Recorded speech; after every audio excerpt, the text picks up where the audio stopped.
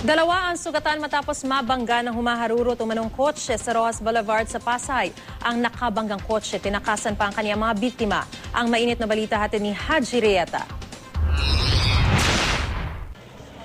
Halos hindi na gumagalaw ang babaeng ito na nakadapa sa bahagi ng Roxas Boulevard sa Pasay City nang malata ng GMA News pasado alas 2 sa madaling araw. Ang babae na nakilalang si Valerie Angel na hit and run ng isang kotse sa tapat ng CCP complex. Pauwi na raw sana sila sa trabaho at tatawid sana sa kalsada nang biglang mabangga sila ng kotse. Mabilis ba yung pangyayari? Opo, sir. Patrabaho ko po, sir eh. Iatid ko po sana siya, sir. Kaya ang tama niya, baka may mga sugat kayo sa mukha. Natamaan din pa kayo ng kotse?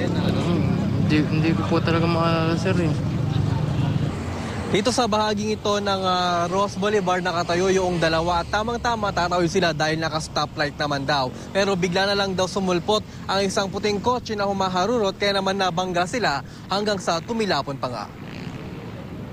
Mabuti na lang na naroon sa lugar si fire volunteer at first aider na si Christian Mariano ang unang rumisponde sa aksidente. Tawag ng ambulansya, tawag ako sa base namin, sa fighter, tawag ako sa brigade. So hintay lang ambulansya. At the same time, syempre, hawak ko yung pasyente, pulso-pulso, kinakausap ko. Noong una, umaano pa, syempre, nasa agony pa ng pain. Tapos noon, after siguro 10 minutes, unconscious na. Agad namang dumating ang Red Cross para lapatan ng Pangulang Lunas ang babae. Nagkataon ding naplakahan naman ng taxi driver na ito ang kotse matapos niyang habulin. Hinabol ko na lang. Sabi ko makuha ko malay plate number.